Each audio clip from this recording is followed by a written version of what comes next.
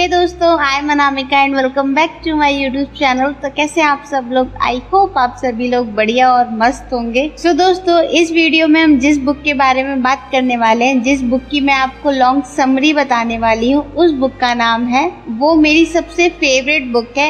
And हाँ, उसके जो राइटर हैं वो तो मेरे बहुत ही ज्यादा फेवरेट हैं, जिनको मैं सोशल मीडिया पे सबसे ज्यादा फॉलो करती हूँ। एंड वो बहुत ही ज्यादा हम्बल काइंड टाइप के पर्सन है एंड मेरे सबसे ज्यादा फेवरेट है। सो जिस बुक के बारे में मैं बात कर रही हूँ, उस बुक का नाम है थिंक लाइक अ मंक, मतलब सन्यासी की तरह सोचें। एंड उसके राइटर हैं जय शेट्टी। आप में से बहुत से लोग जय शेट्टी को बहुत अच्छे से जानते हो, जो नहीं जानते उनको मैं बता दूं, वो एक सोशल मीडिया इन्फ्लुएंसर हैं एंड वो पॉडकास्ट भी करते हैं, लोगों को इन्फ्लुएंस करते हैं कि वो कैसे अपनी स्ट्रेस फ्री हैप्पी लाइफ जी सकते हैं। ज्यादा से ज्यादा लोगों को इनकरेज करते हैं अच्छी हैप्पी लाइफ जीने के लिए। सो इस बुक में उन्होंने अपनी मंक बनने की जर्नी के बारे में बताया कि कैसे वो मंक बने और उन्होंने अपनी लाइफ में क्या कुछ सीखा। सो दोस्तों, ये बुक मैं हाईली रिकमेंड करूंगी कि आपको जरूर पढ़नी चाहिए, क्योंकि इसमें बहुत ही सिंपल इजी तरीके बताए गए हैं, जिसकी वजह से आप बिना मंक बने भी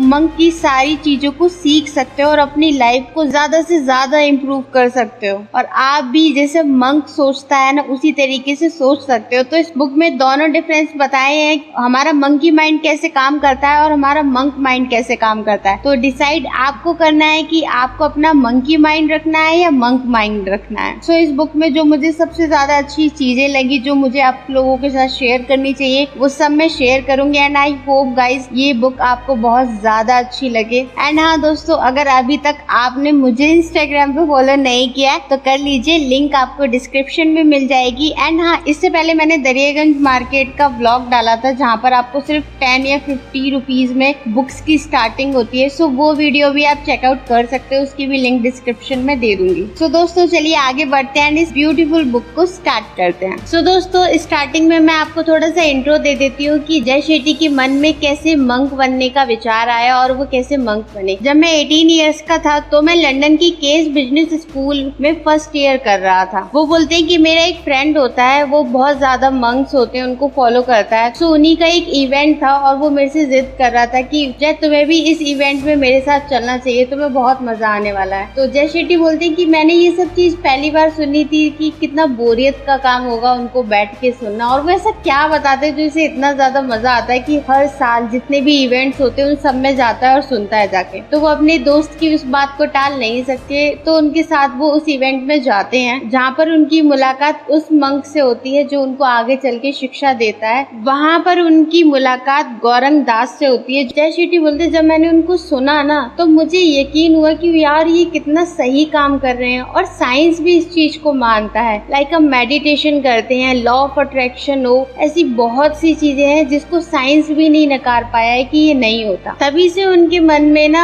एक मंक बनने की और मंकों को सुनने की आदत सी पड़ गई। वो अपने दोस्तों से हमेशा पूछते थे कि अगला इवेंट कब होने वाला है। वो बहुत ज्यादा एक्साइटेड रहते थे ऐसे इवेंट्स में जाने के लिए। जय शेट्टी मंक्स की बातों से इतना ज्यादा इंस्पायर हो गए थे कि उनका भी मन करने लगा कि वो भी ये काम करे, वो भी ये चीज सीखें कि वो अपनी जिंदगी इतने अच्छे तरीके से कैसे जीते हैं। और यहीं से उन्होंने डिसाइड कर लिया कि उन्हें भी एक मंक बनना है। दोस्तों, सन्यासी वो आदमी होता है जो चेतन होकर वर्तमान पल में निरंतर सजीव रहने का लक्ष्य रखता है। दोस्तों, जो सन्यासी होते हैं ना, उनको किसी भी चीज का लालच नहीं होता, वो किसी की बुराइयां नहीं करते हैं, वो हर समस्या और दर्द से निपट सकते हैं, वो अपने घमंड को शांत रखते हैं और उद्देश्य व अर्थ से भरपूर जीवन जीते हैं। हर एक सन्यासी का उद्देश्य लक्ष्य तय होता है और वो उसी पर अपना पूरा जीवन जीता है। दोस्तों, एल्बर्ट आइंस्टाइन ने एक बार कहा था कि अगर आप किसी चीज को सरलता से स्पष्ट नहीं कर सकते तो आप उसे पर्याप्त अच्छी तरह नहीं समझ सकते। तो दोस्तों, जय शेट्टी ने तय कर लिया कि वो भारत आएंगे। वहीं पर उनकी मुलाकात उनके गुरु से होती है, जिनका नाम होता है गुरु गौरंग दास। गुरु गौरंग दास बोलते हैं कि मैं तुमसे ये नहीं कहता कि तुम जिंदगी भर हमारी तरह सन्यासी बनकर रहो। वो बोलते हैं कि मैं तुम्हें जो भी चीजें सिखाता हूँ, जो भी महत्वपूर्ण चीजें तुम्हें बताता हूँ, मैं चाहता हूँ कि तुम यहाँ से बाहर निकलकर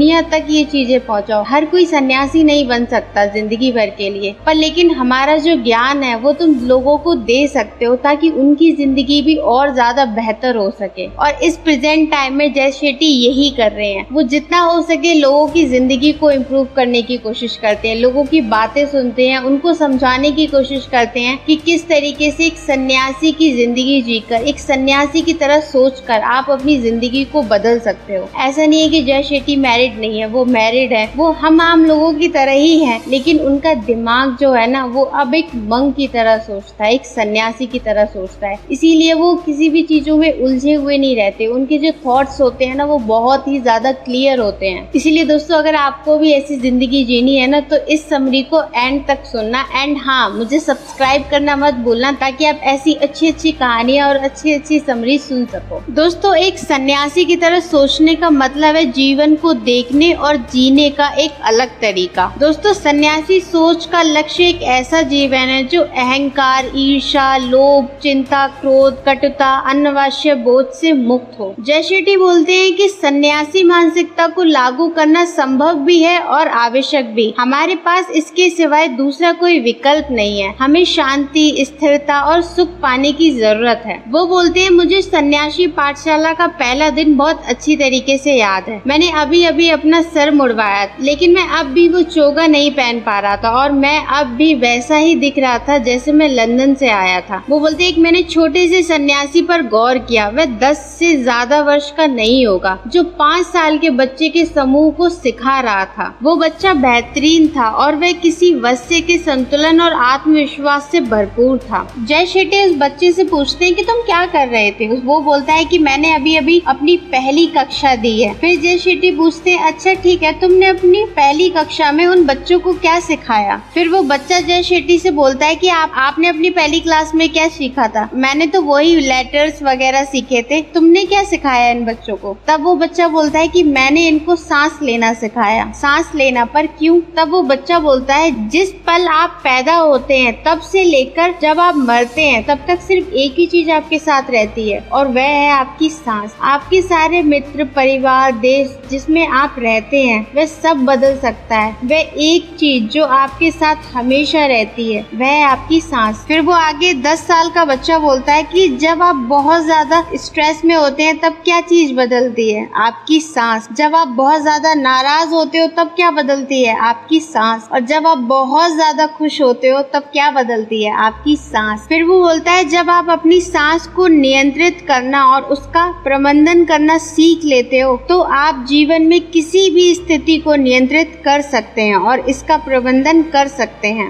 आगे जय शेट्टी बोलते हैं कि मुझे सबसे महत्वपूर्ण सबक सिखाया जा रहा था। पेड़ की पत्ती यानी समस्या के लक्षणों पर नहीं बल्कि चीजों की जड़ पर ध्यान केंद्रित करो। दोस्तों अगर मैं आपसे एक सवाल करूं कि सबसे इम्पोर्टेंट चीज क्या होती है तो आपका जवाब क्या होगा, मुझे नीचे कमेंट करके बता देना। पर लेकिन अभी मैं आपको बता देती हूँ, इसका जवाब है आपकी पहचान, आपकी आइडेंटिटी। लेकिन हमारी आइडेंटिटी हम नहीं दूसरे लोग क्यों बनाते हैं। लोग जो हमारे बारे में सोचते हैं हम वैसे ही क्यों बनते चले जाते हैं। क्या हमारी आइडेंटिटी पर हमारा कोई हक नहीं है। हम वही क्यों बनते हैं जो लोग हमें बनाना चाहते हैं। क्यों हम खुद को नहीं पहचान पाते। दोस्तों शायद ही कभी हम चेतन रूप से इरादे के साथ अपने खुद के मूल्य गढ़ते हैं। दोस्तों हम कौन हो सकते हैं, हम क्या हो सकते हैं, हम क्या बन सकते हैं, शायद इसके बारे में हम बहुत कम सोचते हैं। और जो लोग ये बहुत अच्छे से जानते हैं ना कि वो क्या है और वो क्या कर सकते हैं, वो अपनी जिंदगी में अलग ही ऊंचाइयों पर जाते हैं। दोस्तों अपनी आइडेंटिटी खुद बनाओ, दूसरों को मौका मत दो कि वो आपकी कलाकारी करे, वो आपकी आइडेंटिटी बनाए। उनका कोई हक नहीं है। वो लोग सिर्फ आपके बारे में राय बना सकते हैं, आपका चरित्र नहीं बना सकते, आपकी आइडेंटिटी नहीं बना सकते। ये बात आपको समझनी होगी। आप क्या हो और क्या कर सकते हो इसे आपसे ज्यादा बेहतर इस दुनिया में और कोई नहीं जानता। इसलिए खुद को पहचानो और खुद की आइडेंटिटी खुद बनाओ। तो दोस्तों जय शेट्टी बताते हैं कि एक बार उनके जो गुरु होते हैं गौरन दास, वो उनको एक ऐसे रूम में ले जाते हैं, झोपड़ी टाइप के रूम होते हैं उसमें ले जाते हैं, स्टोर रूम टाइप में, जहाँ पर बहुत सारी चीजें रखी हुई होती हैं, धूल वगैरह सब चढ़ी हुई होती है। तो वहीं पर एक मिरर होता है और उसके सामने वो खड़ा करते हैं जय शेट्टी को और बोलते हैं कि अब बताओ तुम्हें क्या दिख रहा है। तो वो बोलते हैं कि मुझे साफ साफ दिखाई नहीं दे रहा है, कोई सही से नहीं देख पा रहा हूँ क्योंकि इसमें बहुत ज्यादा धूल जमी हुई है। तो वो यही चीज समझाने की कोशिश करते हैं कि हम भी इसी तरीके से हैं। हम दूसरों की बताई गई बातों पर,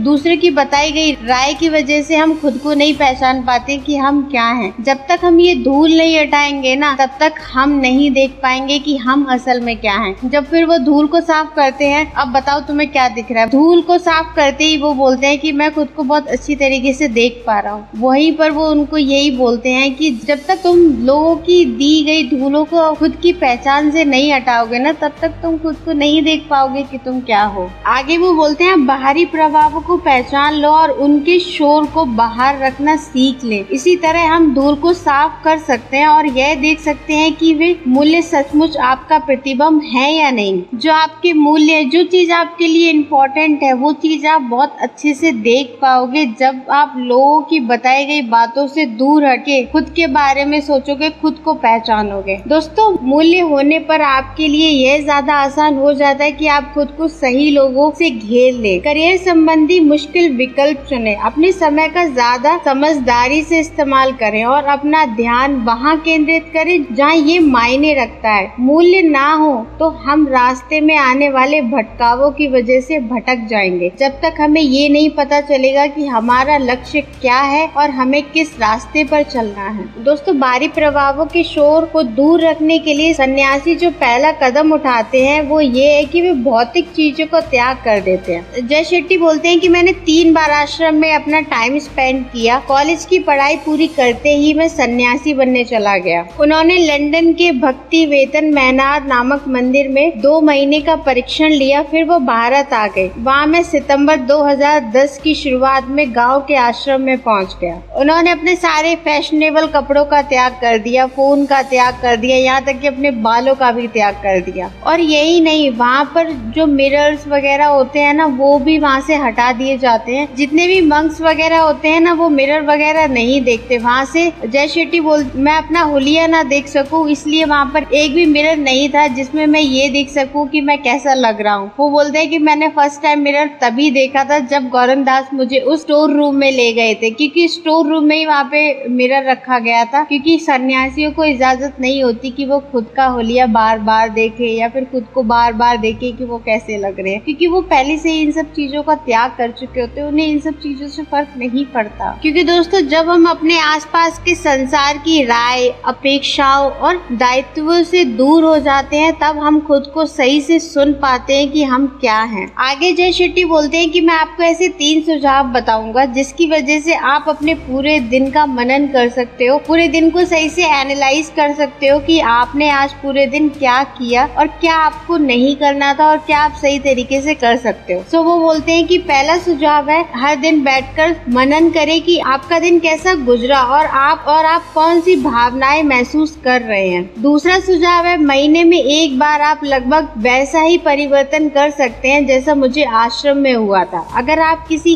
ऐसी जगह जाएं जहां आप पहले कभी नहीं गए थे, ताकि आप एक अलग परिवेश में अपनी पड़ताल कर सकें। पार्क या लाइब्रेरी जैसी चीजें हो सकती हैं जहां आप इससे पहले कभी नहीं गए हो। और अंतिम सुझाव है, किसी ऐसी चीज में शामिल हो जाएं जो आपके लिए अर्थपूर्ण है। कोई आपका हॉबी हो सकता है, पैशन हो सकता है, परोपकारी संस्था हो सकती है, या राजनीतिक मुहिम भी हो सकती है। इन 3 सुझावों का इस्तेमाल कर आप ये जान सकते हो कि आप अपनी लाइफ के साथ क्या कर रहे हो, क्या चीजें आपको सुधारनी है और क्या चीज आपकी सबसे ज्यादा अच्छी है। और हाँ, ये चीजें आपको व्यस्त करने के लिए भी काफी बढ़िया है। सो दोस्तों, मैं आपको एक इम्पोर्टेंट चीज के बारे में बताने वाली हूँ जो हम सभी के पास कितना है और कितना नहीं है, ये हम में से कोई नहीं जानता। जितना भी आपको टाइम मिले ना, उसका हमें यूज अच्छे से करना चाहिए। तो जय शेट्टी बोलते हैं, सबसे पहले तो आइए इस बात का आंकलन करते हैं कि जब आप सोते नहीं है या आप काम नहीं करते तो आप अपना समय सबसे ज्यादा कहाँ बर्बाद करते हैं। कुछ रिसर्चर्स ने पाया कि हमारे जीवन के अंत तक औसतन हम में से हर व्यक्ति बिस्तर पर कम से कम 33 साल बिताता है। मतलब हमारी लाइफ के 33 इयर्स ऐसे होते हैं जिसमें हम सिर्फ सोते हैं, और 7 साल वो होते हैं जिनमें हम सोने की कोशिश करते हैं। 1 साल या 4 साल महीने हम एक्सरसाइज करने में लगाते हैं और 3 साल से ज्यादा समय वेकेशन में लगाते हैं। अगर आप वुमेन है तो आप तैयार होने में कम से कम 136 दिन लगाते हैं। वहीं पर अगर आप सिर्फ मैन है तो आपको तैयार होने के लिए सिर्फ 46 दिन चाहिए होते हैं। दोस्तों जाहिर है कि ये सिर्फ एक आंकलन लगाया गया है, लेकिन समय संबंधी हमारे दैनिक चयन संचित होते जाते हैं। और इतना ही नहीं, हम अब बहुत सारा समय सोशल मीडिया पर ही बिगाड़ते हैं। कम से कम हर व्यक्ति औसतन जीवन के 11 साल से ज्यादा समय टीवी देखने या सोशल साइट्स को यूज करने में स्पेंड करता है। और मुझे लग रहा है कि अब 11 से ज्यादा ही बढ़ जाएंगे, क्योंकि आजकल हम में से हर कोई सिर्फ सोशल मीडिया पर ही लगा रहता है। तो चलिए आगे बढ़ते हैं, आगे जानते हैं। अपने मूल्य को व्यवस्थित करें। दोस्तों हमारे गुरुओं ने हमें ये स्पष्ट किया है कि मूल्य उच्च और निम्न दोनों तरह के होते हैं। उच्च मूल्य हमें खुशी, संतुष्टि और अर्थ की ओर ऊपर ले जाते हैं, ऊपर उठाते हैं। वहीं पर हमारे निम्न मूल्य हमें तनाव, डिप्रेशन, ब्लड प्रेशर, दुख की ओर गिराते हैं। दोस्तों हमारे मूल्य हमारे कार्य के सामंजस्य में है, लेकिन जब परिणाम सही ना हो तो सोच विचार करना उचित होगा कि आपने वह निर्णय लिया क्यों था। और दोस्तों एंड में ये चीज हमेशा याद रखना, जब आप खुद को जगह और स्थिरता देते हो तो आप धूल साफ करके खुद को देख सकते हो, दूसरों की आंखों से नहीं बल्कि भीतर से। अपने मूल्य को पहचाने और उन्हें अपना मार्गदर्शक बनाने से आपको बाहरी प्रभावों को फिल्टर करने या साफ करने में मदद मिलेगी। सो हमेशा खुद को पहचानने की कोशिश करो कि आप हो क्या। सो दोस्तों अब आगे बात करेंगे निगेटिविटी के बारे में। कोई माने या ना माने पर हम सब में निगेटिविटी होती ही होती है। अब हर वक्त कोई पॉजिटिव तो सोच नहीं सकता, और ऐसा कोई नहीं है जो बिल्कुल भी निगेटिव ना सोचे। अभी तक हम मंग तो बने नहीं है जो बिल्कुल भी निगेटिव ना सोचे। तो इस निगेटिविटी से कैसे बाहर निकल सकते हैं वो हम जानेंगे। सो गौरन दास बताते हैं हमारे मन के कैंसर के बारे में कि तुलना करना, शिकायत करना, आलोचना करना, ये सब हमारे मन का कैंसर है, जो कैंसर की बीमारी की तरह ही ना धीरे धीरे बढ़ता ही चला जाता है। और अगर हमने इसका सही तरीके से इलाज नहीं किया ना, ये धीरे धीरे किसी और को नहीं हमें ही खत्म करता चला जाता है। और ये बात आपको समझना बहुत ज्यादा इम्पोर्टेंट है। दोस्तों हम चाहे स्कूल में हो, कॉलेज में हो, ऑफिस में हो, कहीं पर भी हो, किसी भी फील्ड में, कहीं पर भी हो, किसी भी फील्ड में हो, हम सब एक दूसरे की बुराइयां बहुत ज्यादा करते हैं। आपने भी देखा होगा जो एक दूसरे के बहुत ज्यादा करीब भी होते हैं ना, को भी मौका मिलता है ना तो वो भी बुराइयां कर लेते हैं। जय शेट्टी बोलते हैं कि मुझे ये आदत हमेशा से नहीं थी, मुझे अच्छा नहीं लगता था कि दूसरों की मैं बुराइयां करूं। जब मेरे फ्रेंड दूसरों की बुराइयां मेरे सामने करते थे तो उनको पता था कि मैं इस बात पर कोई भी रिएक्शन नहीं देने वाला हूँ। जय शेट्टी बोलते हैं इसमें सबसे अच्छी बात ये थी कि मेरे दोस्तों को इस बात का पूरा बिलीव था कि मैं अगर जैसे कोई भी बातें कहूंगा ना तो वो किसी को नहीं बताएगा, क्योंकि उसकी आदत नहीं है बुराई करने की। और जय शेट्टी बोलते हैं कि यही रीजन है कि वो लोग मेरी भी बुराइयां नहीं करते थे। सो दोस्तों आपको भी यही चीज करनी चाहिए। अगर आपको लगता है आपके सामने वाला बहुत ज्यादा दूसरों की बुराइयां कर रहा है, आप भी बहुत मजे ले रहे हो, इसका मतलब ये नहीं है कि वो आपकी बुराइयां कहीं और जाकर नहीं करता होगा, वो करता होगा। इसलिए रिएक्शंस देना ही बंद कर दो। और एक ऐसा तरीका जिसके बारे में जय शेट्टी ने बताया है, और जय शेट्टी बोलते हैं कि हमें ये चीज सिखाई गई थी कि किस तरीके से हम इस नेगेटिविटी को दूर कर सकते हैं, दूसरों की बुराइयां करना बंद कर सकते हैं। वो बोलते हैं कि जब भी हम किसी के बारे में मन में गलत ख्याल लेकर आते थे ना, तो हमें उसके बारे में 10 अच्छी बातें लिखनी पड़ती थी। मान लीजिए किसी से आप बहुत ज्यादा नफरत करते हो और आपसे बोला जाए कि आपको सिर्फ उसकी अच्छाइयां 10 लिखनी है, डेली ये काम करना है, तो शायद आप भी उसकी बुराइयां करना भूल जाओगे। यार डेली मुझे ये काम करना पड़ता है। इसीलिए ये तरीका आप भी इस्तेमाल कर सकते हो। शायद फिर आपका भी मन नहीं करेगा किसी की ज्यादा बुराई करने का और किसी की ज्यादा बुराइयां सुनने का। दोस्तों आपने ये चीज बहुत ज्यादा नोटिस की होगी कि अपने फ्रेंड सर्कल में ही नोटिस की होगी कि आपका कोई फ्रेंड है जिसका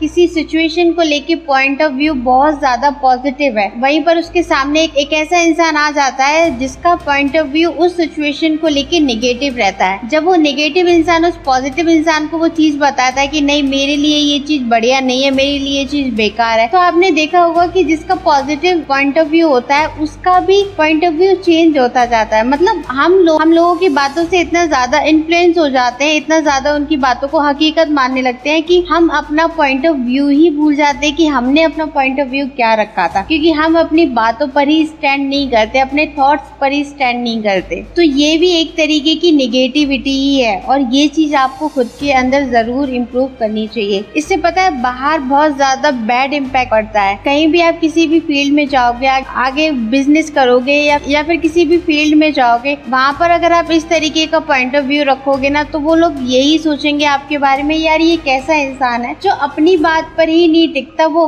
उस पर हम कैसे बिलीव कर सकते हैं कि हम इसको अपने बिजनेस में रखें या उसको हम अपना पार्टनर बनाए, कोई भी आप पर बिलीव नहीं करेगा। इसलिए जो भी आपने डिसीजन लिया है या फिर जो भी आपको पॉइंट ऑफ व्यू है किसी भी सिचुएशन को लेकर, उस पर हमेशा स्टिक रहो। ये मेरा पॉइंट ऑफ व्यू है और मैं इससे चेंज नहीं होऊंगा। और ऐसे इंसान को ही जुबान का पक्का आदमी कहते हैं और उस पर हर कोई बिलीव कर सकता है, क्योंकि उसे पता है चाहे जमीन आसमान एक हो जाए ये इंसान नहीं बदलेगा। और यही चीज आपकी पर्सनैलिटी पे बहुत गुड इम्पैक्ट करती है। और एक चीज और दोस्तों, जरूरी नहीं है कि आप दुनिया में हर इंसान को समझाओ। अगर वो इंसान उस सिचुएशन को नहीं समझना चाहता या फिर उसका बिल्कुल मन ही नहीं है आपकी किसी बात को सुनने का और वो सुनना ही नहीं चाहता, समझना ही नहीं चाहता, मैं ये नहीं कह रही कि आप किसी को भी किसी बुरी सिचुएशन में ऐसा ही छोड़ दो, उसको समझाने की कोशिश ना करो, बट लेकिन उस इंसान को समझाने की कोशिश करो जो आपकी बात को हकीकत में समझना चाहता है, जिसको सच में आपकी जरूरत है। आप हर वक्त किसी के लिए अवेलेबल नहीं हो सकते, आपको भी ये चीज समझनी चाहिए। आप अपनी पूरी जिंदगी किसी और के नाम नहीं कर सकते,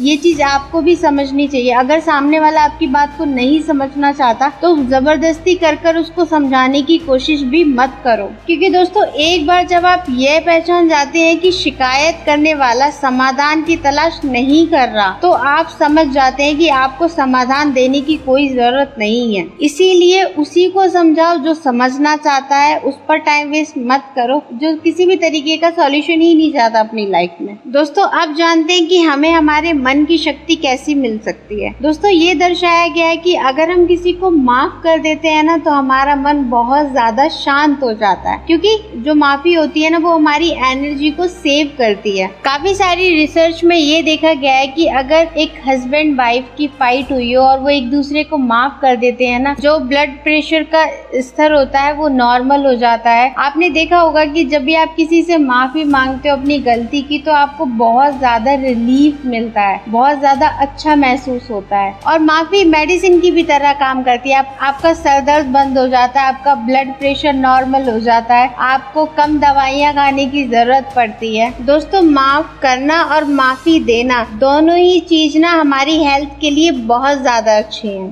दोस्तों जब हम क्षमा को अपने आत्मदिक अभ्यास का नियमित हिस्सा बना लेते हैं, तो हमारे जितने भी रिलेशन है ना वो बहुत ज्यादा अच्छे बनते जाएंगे। फिर हम अपने मन में कोई भी मैल नहीं रखेंगे और इस तरीके से रिलेशनशिप में फालतू की दूरियां भी नहीं आएंगी और आपका मन भी बहुत ज्यादा शांत रहेगा। दोस्तों आप किसी दूसरे पर जितना कम समय ध्यान केंद्रित करते हैं, खुद पर ध्यान केंद्रित करने के लिए आपके पास उतना ही ज्यादा टाइम रहता है। क्योंकि दोस्तों जो नेगेटिविटी होती है वो हमारे डर से पैदा होती है। जब हम डर की पड़ताल करेंगे और देखेंगे कि ये कैसे हमारे रास्ते में आता है, तो हम उसे अपने जीवन का उपयोगी हिस्सा बना सकते हैं और हम ये अच्छे से पहचान पाएंगे कि हमें किस सिचुएशन में क्या करना है। अब आगे देखते हैं कि डर का डर क्या होता है। सन्यासी के रूप में मेरे 3 साल के दौरान मैंने डर को छोड़ना सीख लिया। दंड, अपमान और असफलता का डर और इसके साथ आने वाले नकारात्मक नजरिए अब मुझे आत्म सुधार की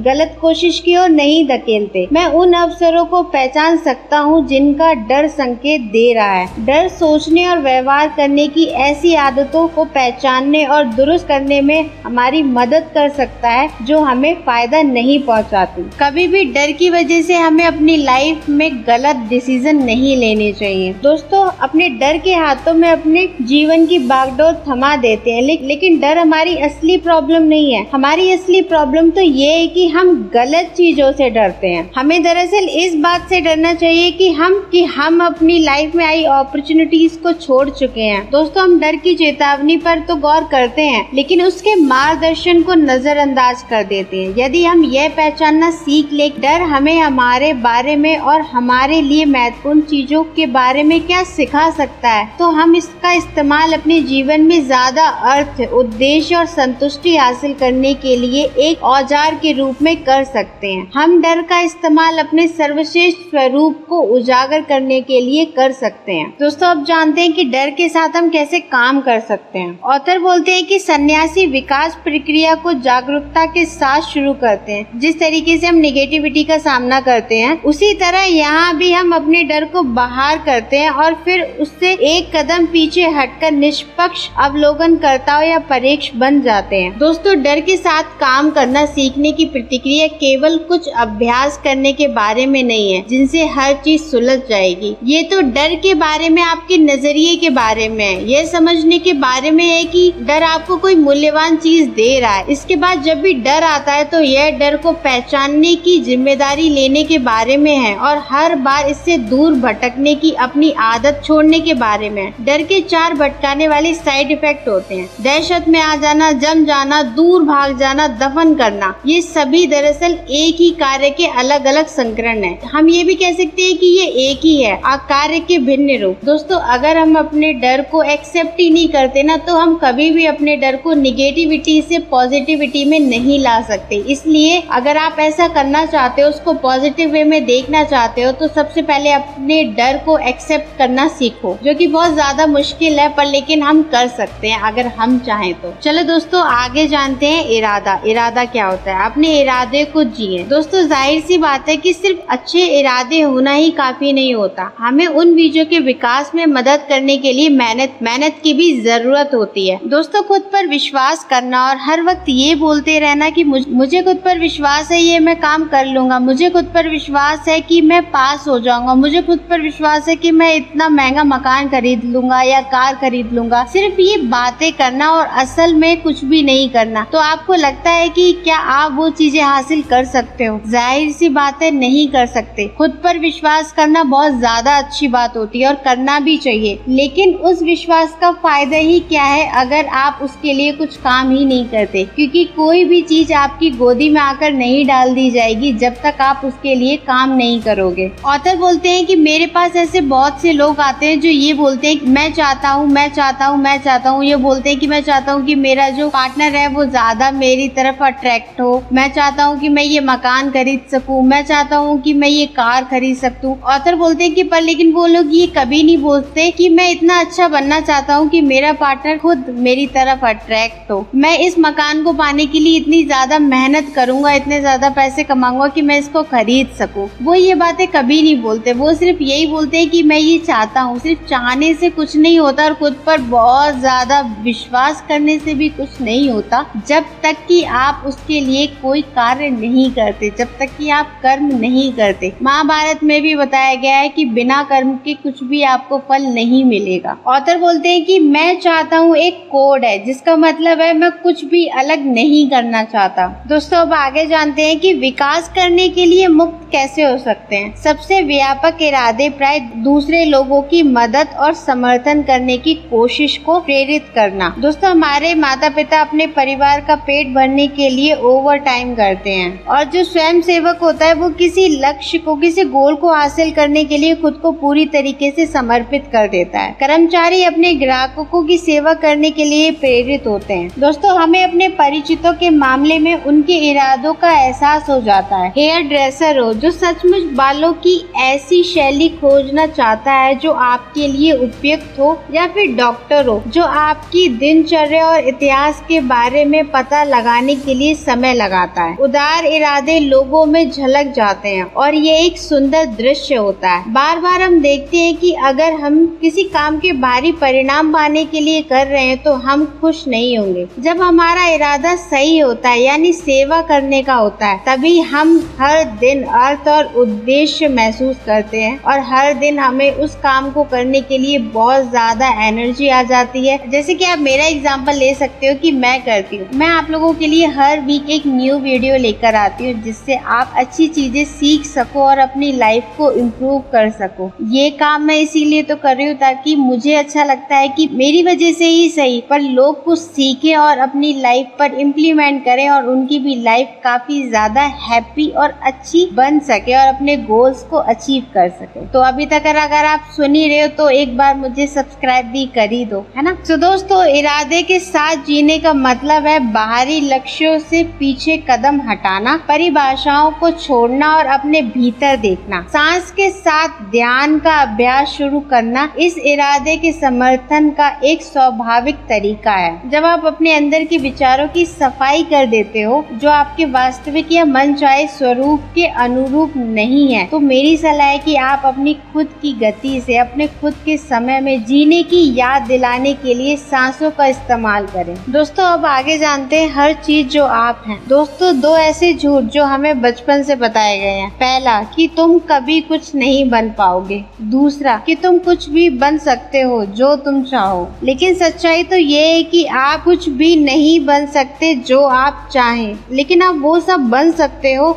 जो आप हो। ऑथर बोलते हैं, सन्यासी एक यात्री है, लेकिन यात्रा अंदर की तरह है जो हमें अपने सबसे सच्चे, आत्मविश्वासी, शक्तिशाली स्वयं के ज्यादा करीब ले आती है। अपने जोश और उद्देश्य को खोजने के लिए किसी भारी भरकम खोज पर जाने की जरूरत नहीं है। मानो कि यह किसी दूरदर्श भूमि में दफन खजाना हो जो खोजे जाने का इंतजार कर रहा है। आपका धर्म पहले से ही आपके साथ है, यह हमेशा आपके साथ रहा है, यह आपके अस्तित्व में बुना हुआ है। यदि हम अपने दिमाग को खुला और उत्सुक रखते हैं तो हमारा धर्म अपनी घोषणा कर देता है। इसी तरीके से अपने धर्म को खोजने के लिए आपको सालों तक की रिसर्च करने की जरूरत नहीं पड़ती। दोस्तों, जैसे कि फेसबुक के फाउंडर मार्क ज़करबर्ग 24 साल की एज में ही बिलियनर बन गए। हम में से बहुत से लोग ये सोचते हैं कि अगर हमने अपनी 20 से 30 साल की उम्र में अगर कुछ नहीं कर पाया ना, तो हम अपनी जिंदगी में कुछ नहीं कर पाएंगे और हम बुरी तरह फेल हो जाएंगे। दोस्तों, जल्दी सफलता हासिल करने के लिए लोगों पर इतना ज्यादा दबाव डालना ना सिर्फ तनावपूर्ण होता है, बल्कि ये दरअसल सफलता में बाधा भी डाल सकता है। इसलिए वो गोल्स बनाओ जिनको आप अपनी लाइफ में अचीव करना चाहते हो। उसके लिए इतना ज्यादा टाइम टेबल मत रखो कि 30 साल का अगर मैं हो गया ना तो मैं अपनी लाइफ में कुछ नहीं कर पाऊंगा। ऐसा नहीं है यार। काम करने के लिए टाइम टेबल सेट करो। गोल्स को इस टाइम में अचीव कर लूंगा, अगर नहीं कर पाऊंगा तो फिर मैं आगे कुछ करूंगा ही नहीं।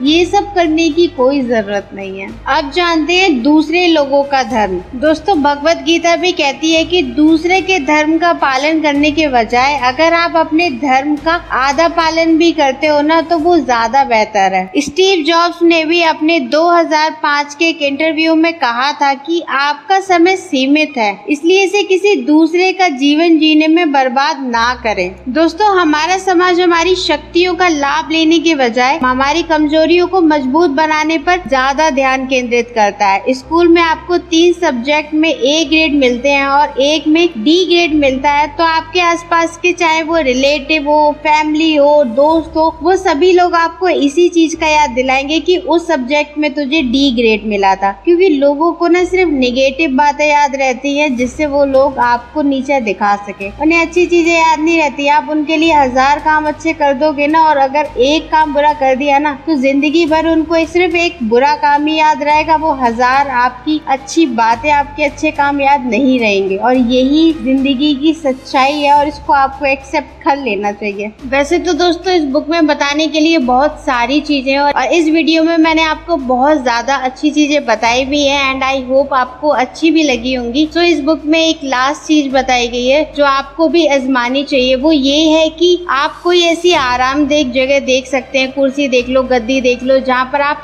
आराम से सीधे बैठ सको। फिर आप अपनी आंखों को बंद करो, अपनी निगाहें झुकाओ और इसी तरह आराम से बैठ जाओ। अपनी जागरूकता शांति, संतुलन, आराम और स्थिरता पर लगाएं। जब भी आपका मन भटके तो धीरे से और नरमी से इसे दोबारा शांति, संतुलन, आराम और स्थिरता पर लाएं। इससे हर मंत्र का 3 बार जाप करें। जब आप अपने मंत्रों का जाप करते हो तो हर हिस्से पर ध्यान दें, इसका उचित उच्चारण करें ताकि आप जो बोल रहे रहे हो ना उसको स्पष्टता से सुन सको। सचमुच मंत्र को महसूस करें, इसे पूरी संजीदगी से दोहराएं। ज्यादा ज्ञानवर्धक, कृपापूर्ण और सेवा से भरे जीवन का मानसिक चित्र देखें, जो भी आप अपनी लाइफ में देखना चाहते हो। अब मैं बताती हूँ कि वो 3 कौन से मंत्र हैं जिनका आपको जाप करना चाहिए। अगर आप नहीं भी करते हो तो ओम नमः शिवाय बोल सकते या फिर गायत्री मंत्र गा सकते हो। तो वो 3 मंत्र ये हैं। पहला है ओम नमो भगवते वासुदेवाय। इसका मतलब है मैं हर हृदय के भीतर उपस्थित देवतंत्र को नमन करता हूँ, जो सौंदर्य, बुद्धि, शक्ति, दौलत और जो अनासक्ति का प्रतीक है। इस मंत्र का जाप योगी और मुनि योगों से करते आ रहे हैं और ये सफाई करता है, शांति देता है और इंसान को हर चीज में व्यक्त देवंत से जोड़ता है। इसका खास तौर पर तब जाप किया जाता है जब आप ज्ञान और मार्गदर्शन की तलाश कर रहे हैं। तो दूसरा है ओम तत्व सत, पूर्ण सत्य शाश्वत है। यह मंत्र भगवत गीता में दिया गया है। यह दिव्य ऊर्जा को प्रतिनिधित्व करता है और शक्तिशाली वरदान प्रदान करता है। सारा कार्य प्रेम और सेवा के मनोभाव से किया जाता है। इस मंत्र का उच्चारण खास तौर पर किसी महत्वपूर्ण काम को शुरू करने से पहले किया जाता है, ताकि हमारे इरादे आदर्श और शुद्ध बने रहें और संतुलन तथ्य पूर्णता आ सके। तो तीसरा और लास्ट मंत्र है लोकाः समस्ता सुखिनवो भवन्तु। हर जगह सभी जीव खुश और स्वतंत्र रहें और मेरे खुद के जीवन के विचार, शब्द और कार्य किसी न किसी तरह और सबकी खुशी और स्वतंत्रता में योगदान दे। इस मंत्र को जीव मुक्ति योगी ने लोकप्रिय किया था